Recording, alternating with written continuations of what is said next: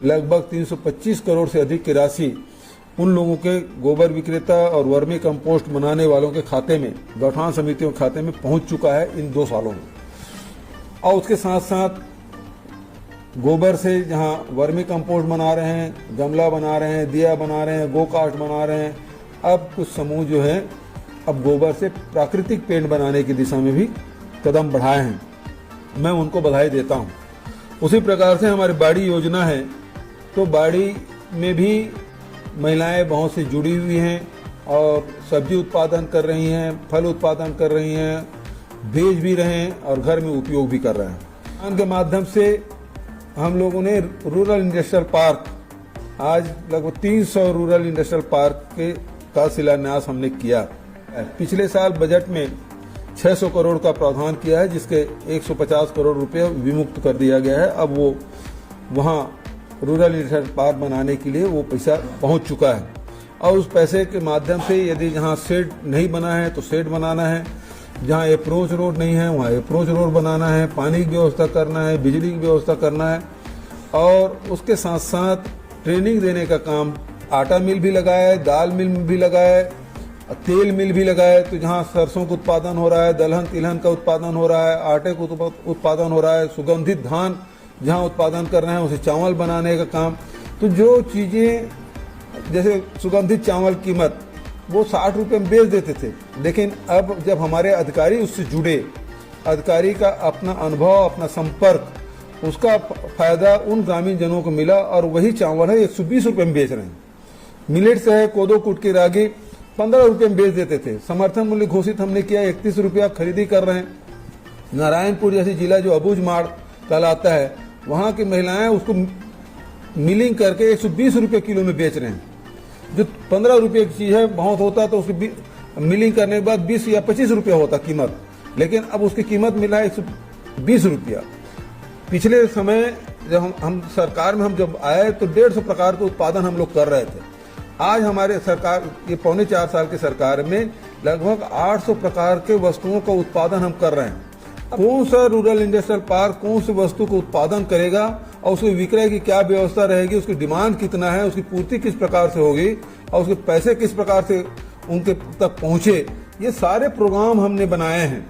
और जिस प्रकार से, जैसे बारदाना की बात है, मुझे बहुत अच्छा लगा। मैं बहुत बार अधिकारियों और मंत्रियों की बैठक में मैंने कहा कि जो बारदाना जो हमारी फैक्ट्री है वो बहुत पहले संचालित होता था, वो बंद हो गया, किसी प्रकार से शुरू किया जाए, क्योंकि हमको लाखों बारदाने की आवश्यकता पड़ती है, लाखों गठान की 1.5 लाख गठान की आवश्यकता पड़ती है। अब वो हमारे पास बारदाना आता नहीं है। यदि पश्चिम बंगाल से या भारत सरकार कमिश्नर उपलब्ध न कराए तो हमारे पास बारदाने की कमी हो जाती है। फिर कभी राइस मिलर से, कभी जो पीडीएस शॉप है उनसे, फिर मार्केट से हम लोग लेना पड़ता है, तब जाके हम धान खरीदी कर पाते हैं। ऐसे में बलौदा बाजार की बहनों ने, वहाँ के सीओ जिला पंचायत ने यदि बारदाना रॉ मटेरियल की व्यवस्था कर ली है और ट्रेनिंग की व्यवस्था कर ली है, तो ये तो समझ लीजिए कि इतना बड़ा उद्योग है।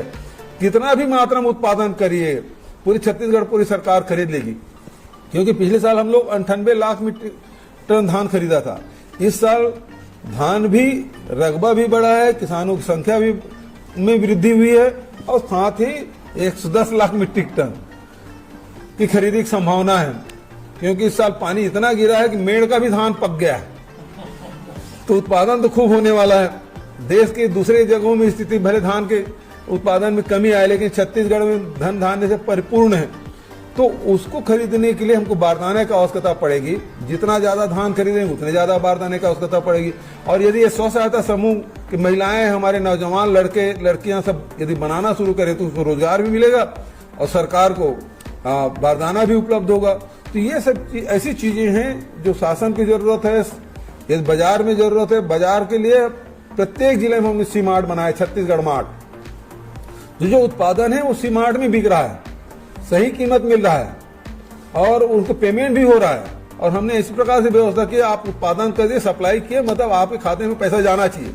जिस प्रकार से वर्मी कंपोस्ट आपने उत्पादन कर दिया, बैंक से हमने जोड़ दिया और उसको पैसा मिल जाता है, तत्काल मिल जाता है। तो जो उत्पादन करता है, जो श्रम करने वाला है, उसको ये इंतजार नहीं करना पड़ेगा कि वो मेरा बिकेगा तब मुझे पैसा मिलेगा।